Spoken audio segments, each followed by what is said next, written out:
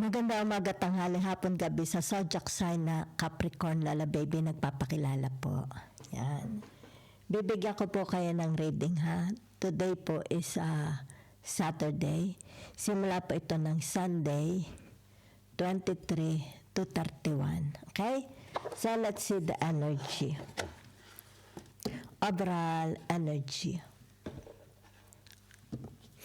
Para sa mga Scorpio, with the earth element. Leg, stepping into a new experience. Diba? Yan. Okay? It's like, siguro, hindi nyo na nire-restrictuhan ang sarili nyo. Diba? It's like, ay, lagi na lang akong narito. Diba? Parang, kilala ko na itong lugar na ito, itong trabahong ito, itong relationship na ito, itong area na ito, itong bahay na ito. Ibig sabihin nito yung tinatawag na itatawid mo na ang paa mo for a new adventures. Diba? Maaari makikipagsapalaran na kayo. Diba? Yan. Wealth, yan may wealth daw po darating, ha? So, maaring for some of you here is, sabihin natin, ay, mag-aaral uli ako, di ba? Yan. O mag-abroad ako, o lilipat ako ng lugar, di ba? Mag-ano ako, it's like mag-adventure. It's more about adventure. Yan, ha? Kasi tinatapak mo na yung paa mo sa kabila. It's like tinatawag, ay, ano kaya pakilasa pag itinapak ko yung paa ko sa kabila, ano, di ba? Yan. Fire, strong emotion, passionate love or hate. Yan, ha? Basket, recognition, reward for merit. Yan, ha? Yan, maganda po. Maganda ang inyong tinatawag energy, ha?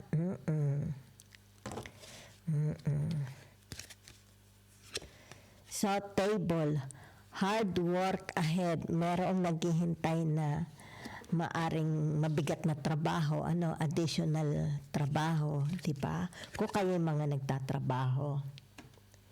Yan, dealings or relationship with a woman. Yan, matured na, baka nanay mo ito, tiya mo yan, di ba? Kung sino man sila. Teardrops, great personal sorrow. Yan na. Kung kayo maaring ito sa inyo, di ba? May great personal sorrow kayo, di ba? So, let's see. Punta muna tayo sa inyong career, di ba?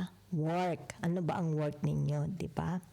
OFW, mga engineer, doctors, nurses, di ba? O maaring nasa business kayo, investment, di ba?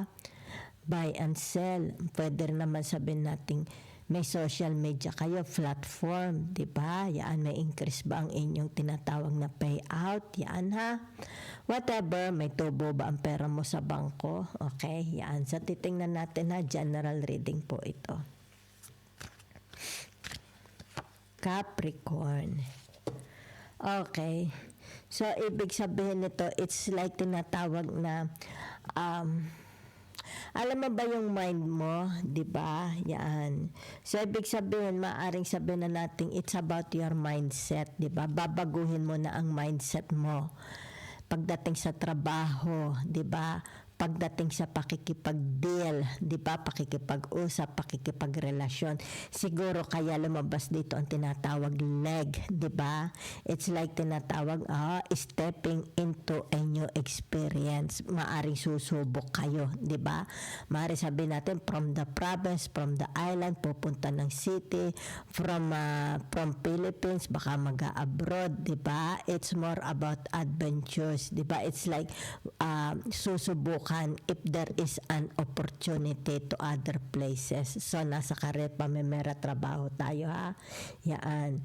So, ibig sabihin nito, yung tinatawag na meron ditong, okay, sandali, ha? So, maaring hard work, di ba? Kasi kung merong napipintuhong hard work, ibig sabihin nito, yung tinatawag, maaring ma-overpatig kayo, di ba? Overpatig. Yan, ha? So, yan lang po ang nakikita ko sa inyo. Okay. So, meron ditong tinatawag na the fool, di ba? So, maaaring sabihin na natin your career, your work is nakakapagod, di ba? It's like sumasakit ang mga kasukasuan mo, di ba? Yan, kumbaga dito masyado akong drained, di ba? Capricorn. Kung kaya dito, ibig sabihin nito, yung tinatawag na, kung ano man ito, it's like tinatawag na leg, di ba? Stepping into a new experience, magdala sana ito sa inyong tinatawag wealth, 'di ba? Yan. O maaari din naman tinatawag na pagod na kayo. Sabihin na natin maaring sa trabaho ninyo, palagi kayo may kaaway, misunderstanding, 'di ba? Maaring na may misunderstood kayo nila or na may misunderstood nila kayo, 'di ba? Something like that, 'di ba? Kaya dito merong it's like tinatawag na maaring miscommunication sa trabaho, 'di ba? Misunderstanding, 'di ba? Nakakaroon ng it's like separation, 'di ba? Yan kumbaga dito parang hindi kayo magkakasama sa trabaho, 'di ba? It's like sila. It's like nag-grouping sila, ikaw hindi, 'di ba? Kaya dito ibig sabihin nito gusto mong magbago na, 'di ba? Yan makikipagsapalaran na kayo. Okay? Yan. Makikipagsapalaran na nakikita ko dito, 'di ba? It's like tinatawag, adios amigo, adios, 'di ba? Yan. Maganda. So punta naman po tayo sa inyong tinatawag na love romance kung kayo may mga asawa o kaya in a relationship, live-in, girlfriend, boyfriend, di ba? Byuda, o kaya sabihin na nating broken marriage, di ba? Maaring single, di ba? Okay. So, meron ditong tinatawag na ang pag-ibig, okay? It's like they are in a relationship, 'di ba? They're already in a relationship. Pero nakikita dito yung tinatawag na ang naging relationship nila, maybe marriage, 'di ba? Or live-in or mag-sweetheart, 'di ba? Whatever. Ibig sabihin nito, yung tinatawag na it's like hindi pang matagalan, 'di ba? Hindi naging matagal, okay? Kasi nag-break yan ha. Nag-break ang kanilang tinatawag na relationship, 'di ba? So maaring ito yung tinatawag yung kanilang break up na uwi sa hatred, 'di ba? Yan na uwi pa sa hatred. Yan na is so ito yung tinatawag na sandali ha. Okay? So, maaaring sabihin na nating meron kayong is this your personal sorrow? Diba? Masasabi na wala kang kapartner. It's like sabihin na nating ayaw mo ng kastilyong buhangin. Diba? Yung tinatawag na panandali ang relationship, marriage ito, no? Gusto mo yung tinatawag na pangmatagalan. Yan na. Kumbaga dito naghahanap kayo ng stability. Yung masasabi mong bahay very warm, 'di ba? Pagpasok mo may pagkaing mainit, may mainit ang pagmamahal, mainit, 'di ba? Yan no, kita ninyo. 'Di ba? Yan. Yung pag umuwi ka, secured ka, tutulog ka, your marriage is hindi ka kalug-kalog, 'di ba? Yan. So, for some of you nakikita dito yung tinatawag, kaya ito'y the Four of Swords, di ba? Yan no, the Four of Swords. Solo ito, okay? Solo siya sa buhay niya. Okay? It's like sabihin na natin, baka naman ang relationship is tinatawag hindi, kumbaga dito lagi ng kalabog-kalabog. So, maybe this person's prefer solo na lang siya, di ba? Yan. So, let's see about your tinatawag family, di ba? Ano pa? Family, friends, kasama na, siblings, di ba? Neighbors, community, society, di ba? Yan. Sandali. Kasama na rin ang mga pinsan, kamag-anak, di ba? Yan.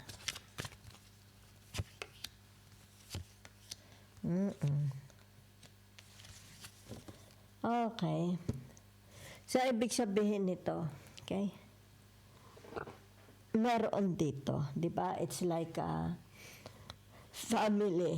Yan ha, maaring sabihin na nating manonood kayo lahat ng sine, kayo magkakapatid, magulang, magpipinsan, 'di ba? Ito yung tinatawag get together, 'di ba? Tinatawag na a time for unit. Ano tawag dito? It's like chika-chika, 'di ba? Pamilya, 'di ba? Family ano ito? Okay? Family time. Yan ha. So, meron ditong tinatawag na the death, di ba? Yan. So, ibig sabihin ng the death na ito, yung tinatawag na, okay, alienated siya, di ba? It's like, maaring hindi siya, this person feels like hindi siya member ng family, 'di ba? Kasi kita mo yung the death, 'di ba? It's like ang pakiramdam niya hindi siya he does not belong. Okay, yan.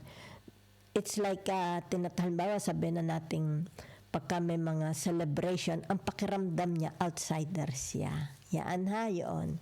Kumbaga part siya ng family pero ang pakiramdam niya is parang hindi siya nag-exist, 'di ba? Parang naroon lang siya habang sila is nagsasaya, 'di ba? 'Yon. Okay? So naririto ang tinatawag na the Ace of Wands. It's all about activities, 'di ba? It's like fun, 'di ba? Maaring sabihin na nating sports, 'di ba? Outside activities. Yan ha. Dahil kasi lumabas ang tinatawag na Ace of Wands, or maaari ito yung tinatawag of fun na magkakasama kayo mga pinsan, magkakapatid, magkakaibigan, 'di ba? Buong pamilya, mga nanay, mga relatives. Yan ha. Ito ay napipintuho, nagbabadya. Okay? Yan. So, punta naman tayo kung merong success. Okay? Yan. Sa inyong, kahit saan ito, halimbawa sa career, sa marriage, sa friends, di ba? Okay. So, ibig sabihin nito, meron siyang dinadalang sakit sa puso, di ba? Kalungkutan. Ito yung tinatawag, hindi siya kontento, di ba? Yan. Saan siya hindi kontento? Yan ha. So, maaaring sabihin na natin hindi siya kontento sa kanyang career kasi narito ang the world, di ba? Hindi siya kontento. It's like tinatawag na nag-expect siya na the outcome, di ba? The result, di ba? Yan is merong success, di ba? Kasi ito'y the world, di ba? Yan. Kumbaga dito ay maaring nag-expect siya na halimbawa pagkatapos niyang mag-aral, 'di ba? Makakakuha siya ng trabahong malaki ang sweldo, trabahong masasabing maipagmalaki, 'di ba? Pero nakikita mo naman tinatawag, meron siyang disappointments, di ba? Yan. So, pwede rin naman ito sa tinatawag na love romance, di ba? So, ibig sabihin nito, nangangarap siya ng tinatawag na long-lasting relationship, di ba? Kasi narito ang tinatawag the world, di ba? So, ibig sabihin nito, maaring umaasa siya na matatagpuan niya ang kanyang soulmate, di ba? Umaasa siya na magkakaasawa siya, di ba? Yan. Kasi narito yung kanyang tinatawag pagdaramdam, di ba? Kung ito na may sa family, friends, ganun din, di ba? It's like nakakaramdam siguro siya na hindi siya part, okay, of sabihin natin family, hindi siya part ng friends, di ba? It's like naroon lang siya, di ba? Parang dekorasyon lang, di ba? Yan. So, naririto naman ang tinatawag na the Empress, di ba? Pag sinabi mong the Empress, iyan ang tinatawag na the Venus, di ba? So, the outcome, di ba? Ibig sabihin nito, yan ha? Sandali lang ha? Yan. Okay.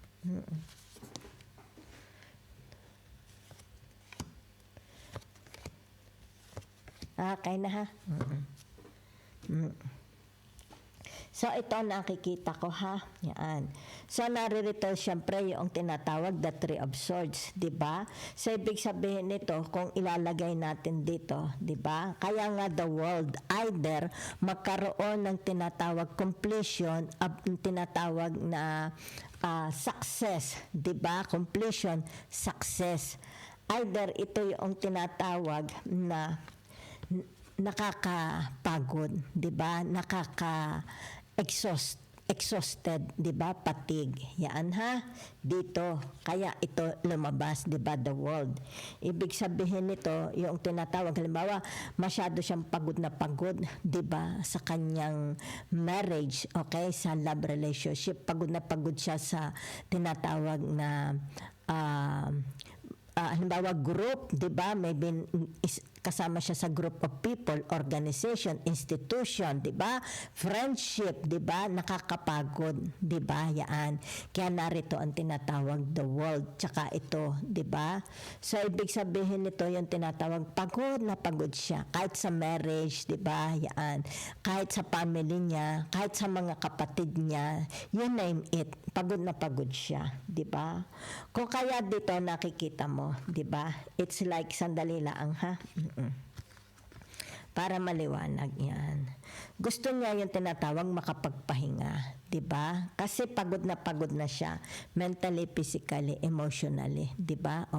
Meron pa siyang tinatawag na dissatisfaction, 'di ba? It's like sabihin na natin dito na nai-insecure siya, 'di ba? Kasi sabihin na natin ito ang gusto niya, 'di ba? Tinatawag healthy marriage, healthy love romance relationship, a healthy career, 'di ba? Yan. So either ito yung tinatawag, kaya narito ang the world, the outcome, 'di ba? The result nakakapagod. Yan ha. Okay.